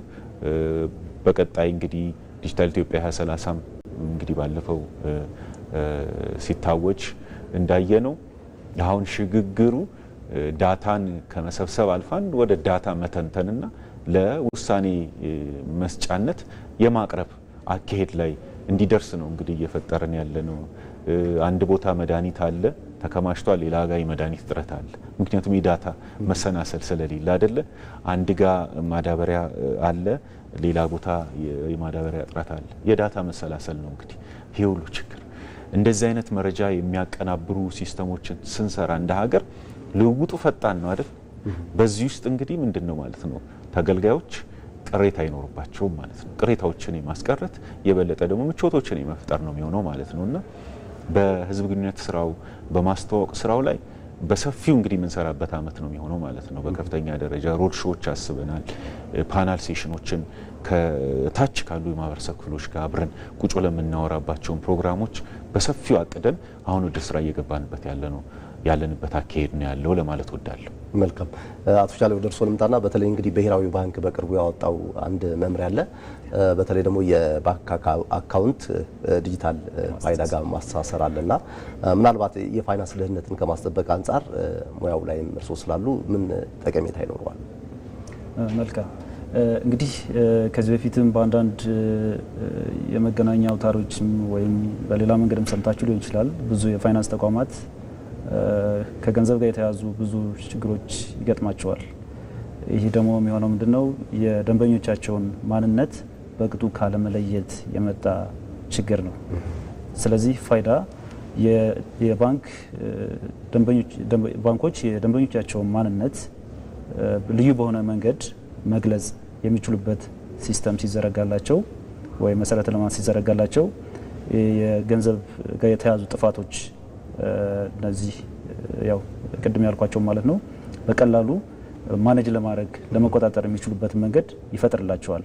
ለምን ፋይዳ ብዙ ጊዜ በተደጋጋሚ እንደሚባለው አንድን ግለሰብ ዩኒክሊ ወይም ደግሞ ልዩ በሆነ መንገድ የፊት አሻራን በመጠቀም የእጅ አሻራን በመጠቀም የአይን ብሌን አሻራን በመጠቀም ልዩ በሆነ መንገድ መግለጽ ነው በዋነኝነት። ይህ ሆነ ማለት ደግሞ በአገልግሎት ሰጪው ወይም ባንኩ እና በአገልግሎት ተጠቃሚው ወይም ከስተመሩ ያለውን መተማመን ይፈጥራል ማለት ነው። ስለዚህ ለባንኮች የፋይዳን ከደንበኞቻቸው የባንክ አካውንት ጋር ሃርሞናይዝ ማድረግ ስራ መሰራቱ ወይም ኢንቴግሬሽን ስራ መሰራቱ በከፍተኛ ሁኔታ ከዚህ በፊት የነበረውን ጥፋት ይቀንስላቸዋል ማለት ነው። እኔ አሃዙን አላቅም እንጂ በዚህ ዙሪያ የሚጠፉ ወይም ደግሞ ባንኮች የሚከስሩት በሚሊዮን የሚቆጠር ገንዘብ አለ። እሱም በከፍተኛ ሁኔታ መቆጣጠር የሚችሉበት መንገድ ይፈጥርላቸዋል ማለት ነው ፋይዳ። መልካም እንመለሳለን። እሺ መስመር ላይ ስልክ አለን። ሄሎ ጤና ይስጥልን። ማን እንበል? ከየት ነው የደወሉት? ሀሳብ፣ ጥያቄ፣ አስተያየት ካለ መቀጠል ይችላሉ። እግዚአብሔር ይመስገን። ዘነበ ታደለ እባላለሁ ከሶዶ አማውቴ። መቀጠል ይችላሉ ጥያቄዎትን። ጥሩ ሀሳብ ነበረኝና በእርግጥ የተነሱ ጥያቄዎች የተነሱ ሀሳቦች በሙሉ ይበል የሚያስቡና ደስ የሚያስቡ ነገሮች ናቸው። እንደ አጠቃላይ ለፌዴራል በዚህ መንገድ መንቀሳቀሱ ጥሩ ነገር ነው ብዬ አስባለሁ። በተለይ አሁን ራሱ እያነሳችሁት የነበረው ከዚህ ከባንክ ጋር በተያያዘም የተለያዩ ስርቆትና መጭበርበር የሚያስቀር ነገር ነው። ይህንን አደንቃለሁኝ። ሌሎችም እየተሰሩ ያሉ ስራዎችን አደንቃለሁኝ ከዚህ ከፋይዳ መታወቂያ ጋር በተያያዘ። ሌላ ጥያቄ ግን ምናልባት የሚነሱ ስህተቶች አሉና በተለይ በክፍለ ሀገር ደረጃ ያሉ ባለሙያዎች የዲጂታልን በሚመዘግቡበት ጊዜ የተለያዩ የስም ኤረሮች፣ የእድሜ ምክንያቱም ከመታወቂያ ጋር ከትምህርት ማስረጃ ጋር የማይገናኝ ነገሮች አሉና ያ ነገር በምን መንገድ ነው ማስተካከል የሚቻለው? ምናልባት ህዝቡ አዌርነት የለውም። ባለሙያዎቹን በዛ ልክ ብዙ ዝግጁ ሲሆኑ አላስተውልም እና አንዳንድ ጊዜ እኔም ተመዝግብ ያለው ጋር ያለ ስህተት አለ፣ ሌሎች ሰዎችም ጋር ያለ ስህተት አለ እና ያ ነገር በምን መንገድ ነው ሊስተካከል የሚቻለው? ምናልባት አሁን ላይ ባለሙያዎቹ ምላሽ ቢሰጡበት ለእኔም ጥያቄ ለሰፊውም ጥያቄ የሚሆን ነገር ቢሰጡበት እላለሁ። አመሰግናለሁ። መልካም እሺ፣ ስለደወሉ እጅግ እናመሰግናለን። እሺ ቀደም ሲልም ደዋያችን ያነሳው ሀሳብ አለ፣ አቶ ቻሌ ሲያነሱት የነበረ ሀሳብ አለ። በተለይ ደግሞ አሁን እየተሰራበት ያለው በተለይ የባንክ አካውንት ከፋይዳ ጋር የማስተሳሰሩ ጠቀሜታ፣ የፋይናንስ ደህንነት ጠቀሜታውን እየተመለከትን ነበርና ጠቀሜታውን ይመስላል የሚለው ሀሳብ ቢሰጡበትና እግረ መንገድ ደግሞ የሚነሱ ግንዛቤ እጥረቶች ካሉ ደዋያችን የሚያነሳው ጥያቄም ስላለ አያይዞ ቢመልሱት። መልካም እንግዲህ ቅድም ባልደረባይ ቻሌም እንዳለው አንዱ እንግዲህ ፍራውድን ማስቀረት ነው፣ መጭበርበርን ማስቀረት ነው። መጭበርበር ስንል ባንክ እንደ ባንክ ተቋም ነው፣ ይከስራል። ግለሰቦች እንደ ግለሰብ መጭበርበር ፋይናንሻል ሴክተር ላይ መጭበርበር ይሄ መሬት አስተዳደር ላይ አይደለም፣ መጭበርበር ሌሎች ንብረቶች ላይ ብዙ ናቸው። እነዚህም ማስቀረት ነው። በተለይ ፋይናንስ the most liquid asset cash ነው አይደል የሚለው አካውንቲንግ ህጉና ቀላል ነው አይደል፣ ቶሎ ከአንድ እጅ ወደ አንድ እጅ ትራንዛክት ተደርጎ አለ ደብዛው የሚጠፋበት አግባብ አለ እና ትሬሰቢሊቲውን ማምጣት ነው። መጭበርበር ላይ ስንል ትሬሰቢሊቲ ማለት የት ነው ወዴት ሄደ ከማጋ ተቀበለው የሚለውን ነገር መተንተን እንድንችል ስለሚረዳን በመጀመሪያ ደረጃ እሱ ትልቅ አቅም ይፈጥራል እንደ ሀገር ማለት ነው። ወንጀል እንኳን ቢፈጸም ግን ከወንጀል በፊትም ፋይዳ ብዙ ነገር ነው እንግዲህ የሚያስቀርልን። ምክንያቱም አንድ ደንበኛ እኔ ነኝ ብሎ ሲመጣ አንተ ነህ ወይ የሚለውን ነገር በደንብ ማረጋገጥ ከቻለም ማለት ነው። ሌላው ግን ትልቁ ነገር ከፋይናንስ ስርዓቱ የምንጠብቀው እውነቱን ለመናገር ከዚህም በላይ ነው። ይሄ መንገድ ላይ እየጠረግን የምንሄደው ነገር ቀሪ ነገር ነው። ዋናው ነገር የፋይናንሻል ስርዓቱ ምን ያህል ህብረተሰቡን ጠቅመዋል ነው። ከዚህ አሁን ካለንበት በላይ አካውንትን ብራችንን ሴፍ በሆነ መልኩ በጣም አስተማማኝ በሆነ መልኩ ከማስጠበቅ እና ከማስቀመጥ ባለፈ ምን አይነት ዘመናዊ አገልግሎቶችን አምጥተውልናል፣ ምን አይነት አዳዲስ የብድር አገልግሎቶችን ዘርግቶልናል አይደለ? ያ ደግሞ ብዙ ጊዜ የፋይናንሻል ስርዓቱ ላይ ስታውን እንግዲህ እንደ ክፍተት እየታየ ያለው የመተማመኛ ማዕቀፍ የለም። እንዴት ደንበኛችንን እንመነው? መታወቂያውን አውቶማቲካሊ ማረጋገጥ አንችል። እናረጋግጥ ብለን ሁሉንም ዶክመንት ምንልክ ከሆነ እንግዲህ የሚወስደውን ጊዜ እናስብ። እሱም ብቻ ሳይሆን ደግሞ ምን ያህሉስ የህብረተሰብ ክፍል መታወቂያ ያለው እጁ ይሄ ሁሉ ነገር አለ። እንግዲህ እኛ እናውቃለን አይደል፣ ብዙዎቻችን በእንትና ስም ይሄንን ብር አስቀምጠልኝ ሲም እንትና አወጣልኝ ነው አይደል። ብዙ ሰው ስንጠይቃውን ሲም እኮ የኔ አይደለም በእንትና ነው የወጣው እንላለን። አንዱ ትልቁ ቻሌንጅ እኮ ምንድን ነው? መታወቂያ ስለሌለ አይደል። ብዙ ሰዎች መታወቂያ ስለሌላቸው ነው እጃቸው ላይ አንደሬጅ የሆነ የተጠበቀ አንደሬጅ ከ18 በላይ ሲሆን አገልግሎት አንዳንድ የሚገደብበት አግባብ አለ። ያው በጋርዲያን ነው የሚሆነው። ግን ብዙ ግን እስከ 18 ዓመት በላይ ሆኖ ሰው ጋር ነው ብሩ የሚያስቀምጠው። አጎቱ ጋር አክስቱ ጋር አስቀምጭልኛል፣ ሲም ካርድ አውጭልኛል፣ መታወቂያ ኤክስፓየርድ አድርጓል የለኝም አለ። ፋይዳ ላይፍ ታይም ዩኒክነስ ነው፣ የህይወት ዘመን ልዩ የሆነ መታወቂያ ነው፣ ኤክስፓየርድ አያረግም። ስለዚህ ሁሉ ነገሮች አሉት እና ፋይናንሻል ስርዓቱ ላይ ከግለሰብ ደረጃ ብዙ የምንጠብቃቸው ነገሮች አሉ። ስልክ እንግዛ ብንል እንግዲህ ሁሉንም ከፍለን ነው እና አሁን ላይ እንገዛው አይደለም። ግን የብድር አገልግሎት ቢፈጠርስ የሆነ ቢዝነስ እንጀምራለን ስንል ሪሊ እንዳውን ላይ የሚሰጠን የብድር መጠን ይበቃል ለማስጀመር እንደ ግለሰብም እንደ ጥቃቅንና አነስተኛም ተደራጅቶም ምን ሆኖም ለሚሰራው እነዚህን አቅሞች መጨመር ነው። እንግዲህ ሀብት ተከማችቷል፣ ሀብት አለ። እነሱን እንግዲህ ሀብትን በማሰራጨትና በማከፋፈል ወይ ደግሞ በማበደር መልክ ሌላ ሀብት አቅም መፍጠር ነው። እንግዲህ የተቀመጠ ነገር እንግዲህ አይጨምርም አይደለም። ስለዚህ እነዚህ ነገሮች ማድረግ ነው። ቅድም ጠያቂያችን የጠየቀው እንደ ባለሙያ ቻሌ መልሰዋል። የተወሰነውን ነገር እኔ ነካ አድርጌ ልለፍ። አንዱ ይዘናቸው የምንመጣቸው ማስረጃዎች እርግጠኛን ነው ይዘን የመጣ ነው መታወቂያ ላይ ያለውና እየተናገርን ያለነው ስም አንድ ነው ወይ? እድሜ አንድ ነው ወይ? አይደለ? ዜግነት አንድ ነው ወይ? እነዚህ ነገሮች እርግጠኛን ነው። የምዝገባ ሂደቱ ቀሏል ማለት እኛ የተሳሳተ መረጃ መስጠት አለብን ማለት አይደለም። የፋይዳ ስርዓት እንግዲህ ምን ያህል መሰረት እየጣለ እንደሄደ ያያየነው ነው። ስለዚህ ወደዛ እንግልት መግባት የለብን። መጀመሪያ የምንሰጣቸው መረጃዎች በደንብ እርግጠኛ መሆን አለብን። ሌላው ምዝገባ ጣቢያ ላይ ስንመጣ እንግዲህ የባዮሜትሪክ ዳታ ጥራት ላይ እንከን የሚፈጥረው እጆቻችንን አዘጋጅተን አለመምጣት ነው። በደንብ ታጥበን ተዘጋጅተን መምጣት አለብን ማለት ነው። ለፎቶም ለመነሳትም አሻራ ለመስጠትም እነዚህ ነገሮች ላይ ሰዎች ሲሪየስሊ ማየት አለባቸው። በየቦታው ምዝገባዎቹ መካሄዳቸው ለነሱ ሳይዘጋጁ ኑ ማለት አይደለም። እኛ ቀርበናል እንጂ እነሱ መዘጋጀት አለባቸው። ሌላው ባለሙያ ነው። ባለሙያ በሚመዘግብበት ሰዓት እያንዳንዱን መረጃ በጥንቃቄ መዝገብ አለበት። የኔ ስም እንዴት ነው እንግዲህ አሃዙ ወይ ደግሞ ፊደሎቹ የሚጻፉት የሚለው ከኔ ነው እንጂ ማግኘት የሚገባ ወይ ደግሞ በደንብ ማረጋገጥ አለበት እንጂ እሱ በሚያውቀው በሌላው ጓደኛው በሚጽፈው አግባብ መጻፍ የለበትም። ምክንያቱም እኔ እንዴት እጽፋለሁና ሌላው ግለሰብ እንዴት ይጽፋል? ስም ነው፣ ይለያያል። እንደ ግለሰቡ ምርጫ ወይ ደግሞ ይዞት እንደመጣው አይነት ማስረጃ ነው። ስለዚህ እነዚህ ነገሮች ማክበር አለብን ማለት። ሌላው በምንመዘገብበት ጊዜ መረጃውን ባለሙያ ከወሰደ በኋላ እያንዳንዱ መረጃ ደግሞ እንዲያነብልን መጠየቅ አለብን። እያንዳንዱ ነገር ስልክ ቁጥር ለምሳሌ ስልክ ቁጥር ተበላሽቶብኛል እስካሁን ያልደረሰኝ በዚህ ምክንያት አንደኛ ስንሰጥ ስልክ ቁጥር በደንብ ስላልሰጠን ወይ ደግሞ መግባት የሚገባውን ስልክ ቁጥር ደግመ አንብብልኝ ስጠኝ ብለን መጠየቅ አለብን። 1 2 3 ብለን ማንበብ አለብን። እነዚህ ነገሮች ስሞች የመሳሰሉትን መረጃዎች ምዝገባ ላይ እነዚህ ነገሮች በደንብ አጥርተን መጠየቅ ከባለሙያ ከመዝጋቢ ባለሙያ ጋር በደንብ መነጋገር አለብን ቦታው ላይ ማለት ነው። ሰተን ዞር ብለን የምንሄደው ነገር አይሆንም ማለት ነው። ብዙ ጊዜ ሰዎች ምዝገባ ቦታ የሚመጡት የሆነ ቦታ ሲጠየቁ ነው። ፋይዳ አምጣ ሲባል አሁኑኑ ይወጣና ፋይዳ የቱ ጋር ነው መዝገቢያ ይላል። እንደዚህ አይነት አግባብን የሆነ አሰራር አይደለም። ፋይዳን በቃ መታወቂያ ነው፣ እጃችን ሊኖር የሚገባት ወሳኝ የሆነ መታወቂያ ነው። ስለዚህ የሆነ ዊንዶ ላይ ሄደን ስለተጠየቅን ሮጠን ወጥተን ምን ጠይቀው መታወቂያ መሆን የለበትም። ተዘጋጅተን ሄደን መመዝገብ አለብን። ሁሌም አሁንም ማድረግ የሚገባን ነገር ይሄ ነው። ከዛ ባለፈ ደግሞ ትልቁ ነገር ቅድም እንደተባለው ነው።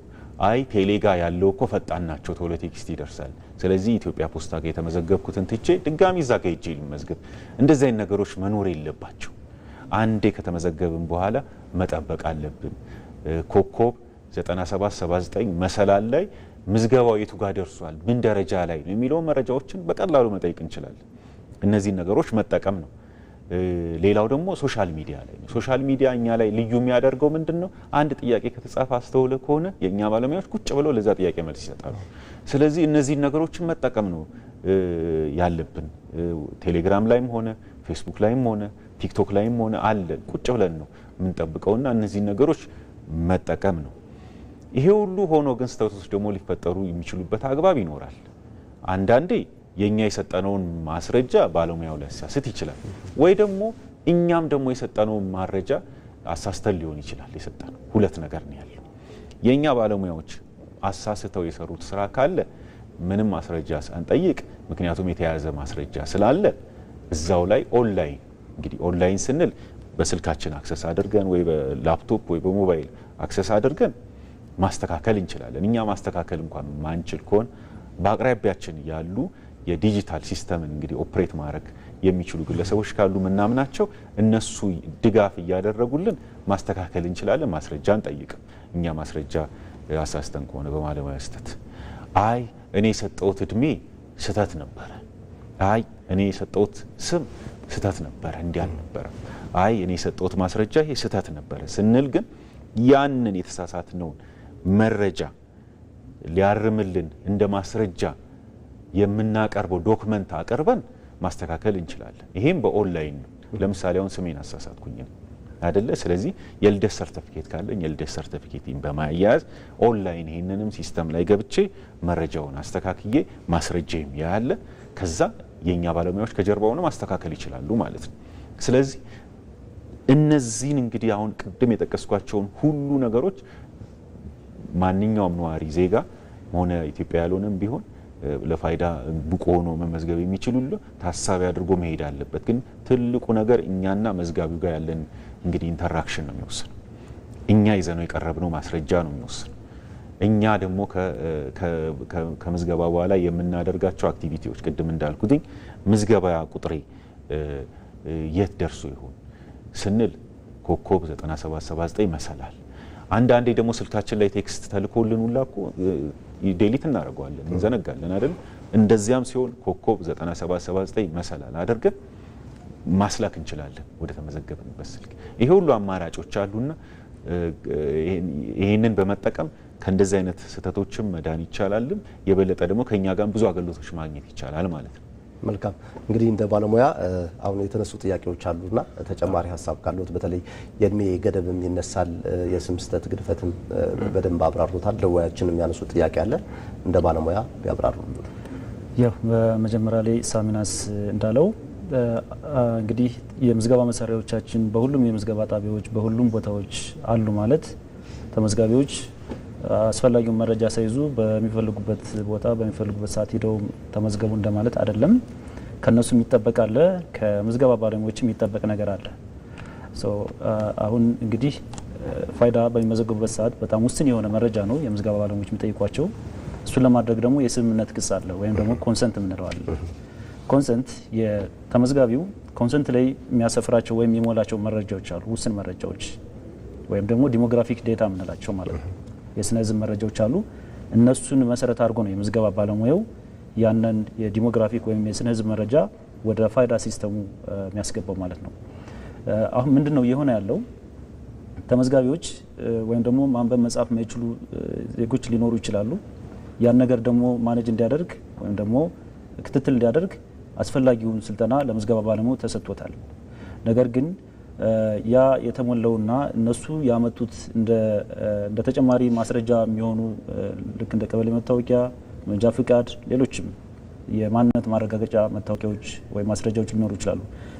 እነሱ መሰረት አድርጎ የምዝገባ ባለሙያው ኮንሰንቱ ላይ ሊሞላላቸው ይችላል። እነሱ መጻፍ ስለማይችሉ ማለት ነው።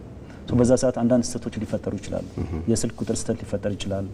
የስፔሊንግ ስም ሲጻፍ ሊፈጠር ይችላል። ይሄ እንዳለ ስለምናስብ አይታቸው ከሆነ የምዝገባ መሳሪያዎች ሁለተኛ ስክሪን አላቸው በተመዝጋቢው በኩል ወይም ሰከንድ ስክሪን የምንለው ማለት ነው። ያ ሁለተኛው ስክሪን ተመዝጋቢው የተሞላለት መረጃ ትክክል ነው ወይስ አይደለም የሚለውን እንዲከታተል ነው። ምዝገባው ከተጀመረበት ሰዓት አንስቶ እስከሚያልቅ ድረስ አሻራ፣ የፊት ፎቶ፣ የአይን አሻራ ሁሉ ነገር እስከሚወስድበት ድረስ ያለው ሂደት አንድ ማን እንዲከታተል ሌላ ተጨማሪ ስክሪን አለ ከኪቱ ላይ ወይም ምዝገባ መሳሪያው ላይ አይተው ከሆነ አለ። እሱ መከታተል ይኖርባቸዋል።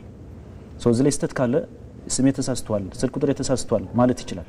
ምዝገባው ተጠናቆ አልቋል የሚለው ነገር ከማረጋገጡ በፊት የምዝገባ ባለሙያው እስኪ የተመዘገበው ዳታ ልክ ነው ወይ አይደለም የሚለውን ይጠይቀዋል። ተመዝጋቢ ያያል፣ ስክሪን ላይ ያያል። ስህተት ካለ እንደገና ባክ ተደርጎ ወደ ስህተት ወደ ተፈጠረበት የስነ ህዝብ መረጃ ሊሆን ይችላል ወይም ፎቶ ሊሆን ይችላል ህዝቡ ላይ ማስተካከል ይችላል። ግን አንድ ስህተቱ ከተፈጠረ በኋላ ምን ማድረግ ይቻላል? አሁን እዛ ላይ አሁን ያልኩ ነገሮች ሳይተገበሩ ቀርተው ስህተቱ ተፈጥሮ ምን ይደረግ ይላል። ወደውኑ ከተመዘገበ በኋላ ስህተቱ ተፈጥሮ ከሆነ አውቆት ከሆነ እዛው ላይ የቺ ስሊፕ አለች የምትሰጥ ወረቀት አለች ከተመዘገበ በኋላ ማረጋገጫ አለች። ሳይስል ቁጥሩ የሱ አይደለም ስሙ የሱ አይደለም እዛው ላይ ሄዶ እዛው ከተመዘገበበት ቦታ ላይ ሄዶ ወዲያውኑ ሪጀክት ተደርጎ እዛው ላይ ምዝገባ እንዲደረግ ማድረግ ይቻላል።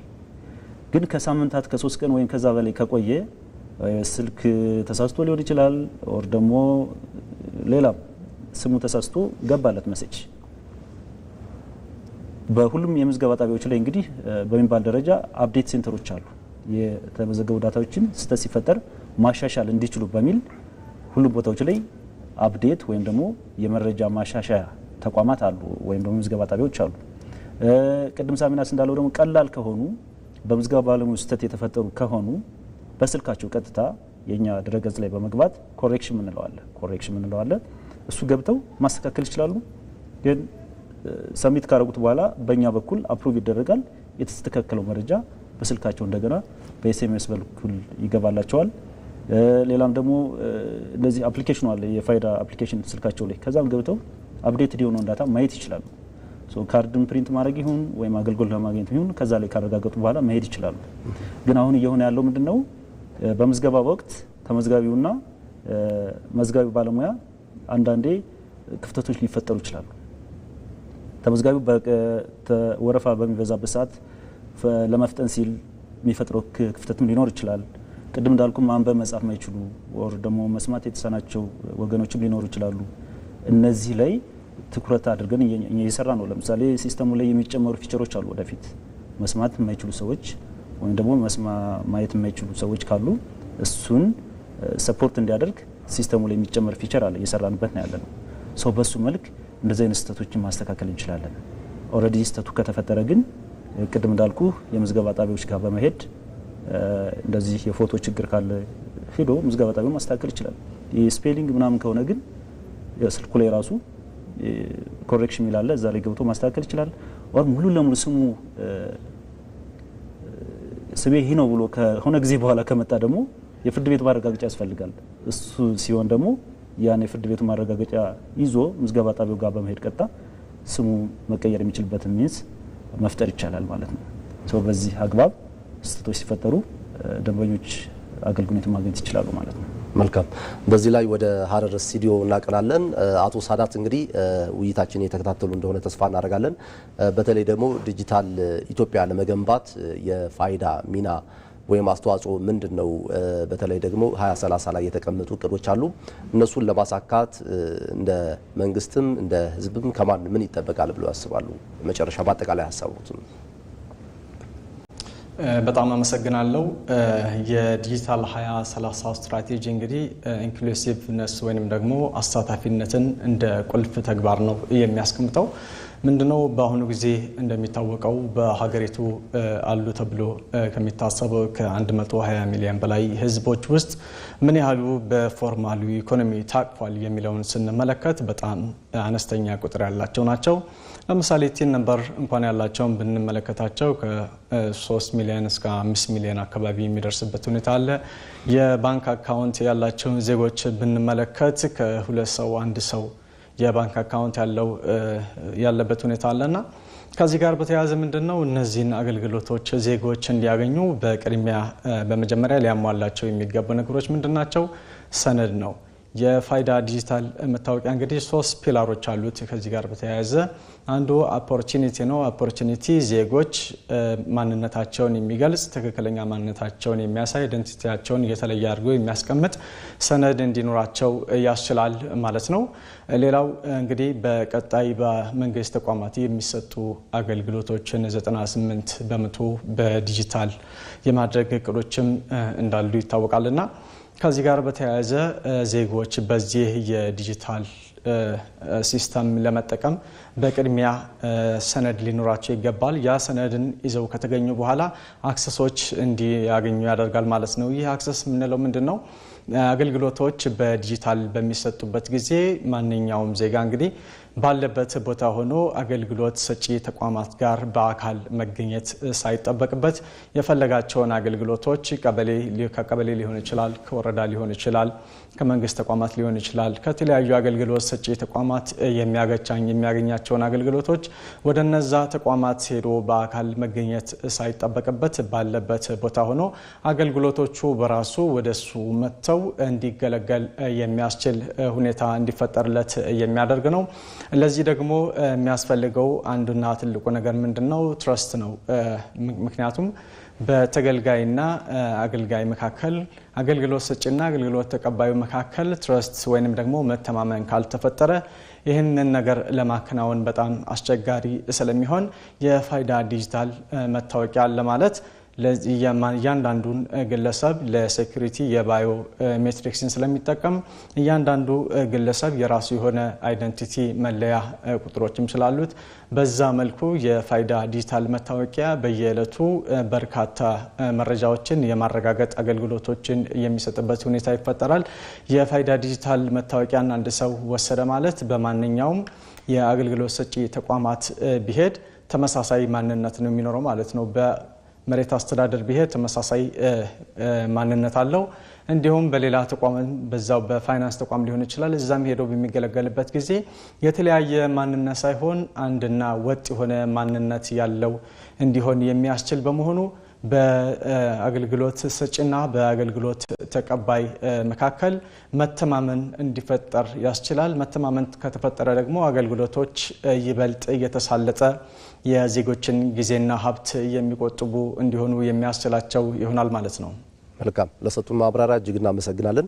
አቶ አሚናስ እዚህ ጋር የማጠቃላይ ሀሳብ ጥያቄ ልስጦትና ምናልባት በ2030 ላይ ዲጂታል ኢትዮጵያውን ለማድረግ በመንግስትም ትኩረት ከተሰጠው ዘርፉ አንዱ ፋይዳ ነውና ከማን ምን ይጠበቃል? ከተቋሙስ ምን ይጠበቃል? ቀጣይ የሚሰሩ ስራዎች ምንድናቸው የሚለው ነገር አድርገው ይገርም።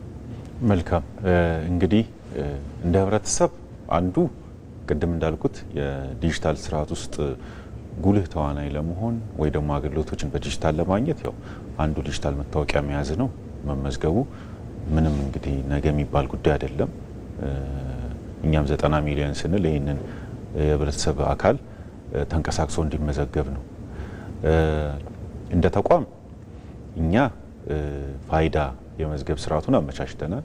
ከዛ ባለፈ ደግሞ ተቋማት ፋይዳን ተጠቅሞ የዘመን አገልግሎት መስጠት የሚፈልጉ ከሆነ ከትንንሽ ስታርታፖች ጀማሪዎች ጀምሮ እስከ ትልቅ ኮርፖሬቶች ድረስ ከኛ ጋር በሲስተም ተሳስረው የደንበኞቻቸውን አውቀው ከዛ ዘመናዊ አገልግሎት መስጠት የሚችሉት ነገር አመቻችተናል። ስለዚህ we are ready በዚህ ጉዳይ ላይ እንደ ሀገር እንግዲህ ቀጣዩ በፋይዳ የተደራጁ መረጃዎችን አቀናብሮ ለውሳኔ ሰጪ አካሉ ለመንግስትም ሆነ ለግሉ ተቋም የማቅረብ አካሄዱ እንግዲህ እየተመቻቸ ነው።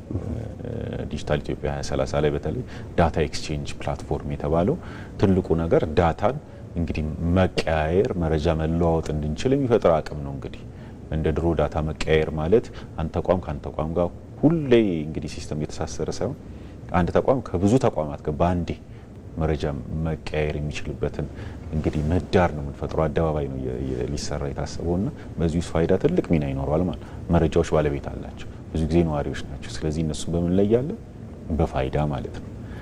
እንደ ሀገር ሀብት ስንል ህዝብ ነው ብለናል። ያው መሬቱም ሰማዩም አየሩም ሀብት ነው።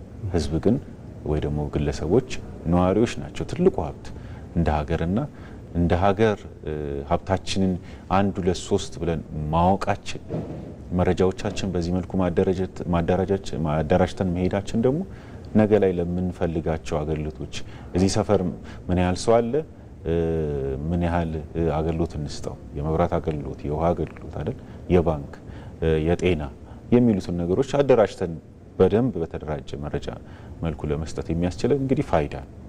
ምዝገባው አንዱ ነው። ተቋማት አገልግሎት በሚሰጡበት ሰዓት ግለሰቦችን የታተመ መታወቂያ ካልያዛችሁ የሚለው እሳቤ ፋይዳ ዲጂታል መታወቂያ መሆኑን ፋይዳ ቁጥር መሆኑን እንግዲህ ከመዘንጋት የመጣ ነው። ከዚህ እሳቤ መውጣት አለባቸው። አማራጮቹ ብዙ ናቸው። ቁጥሩን በማሳየት በኤ4 ፕሪንት አድርጎ ስልክ ላይ ዲጂታሊ በማሳየት ካርዱንም እንዳመችነቱ በመያዝ ውስጥ አገልግሎት መስጠት አለባቸው። ያንን ታሳቢ ማድረግ አለባቸው ማለት ነው። አሁን ላይ ግን በዋነኛነት በትልቁ እየሰራንበት ያለነው ዘመቻ የፋይናንስ ስርዓቱ ነው። ባንክ ቡክ ቁጥርን ከምን ጋር ማስተሳሰር ከፋይዳ ቁጥር ጋር ማስተሳሰር ነው።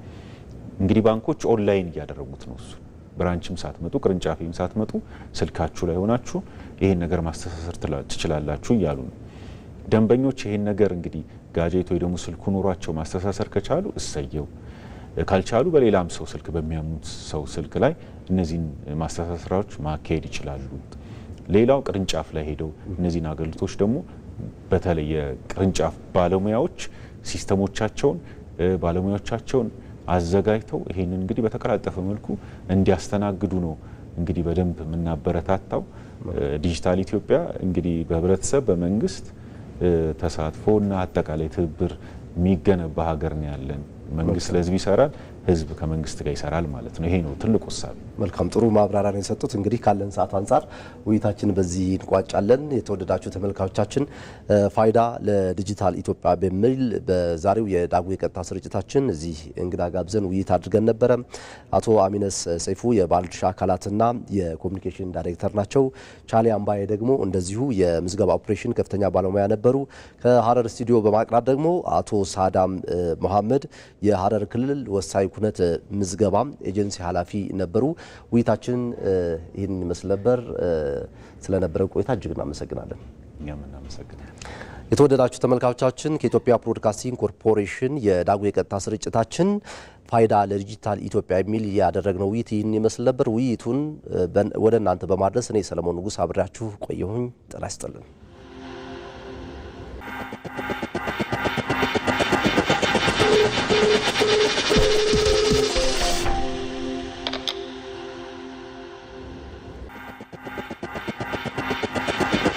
We'll be right back.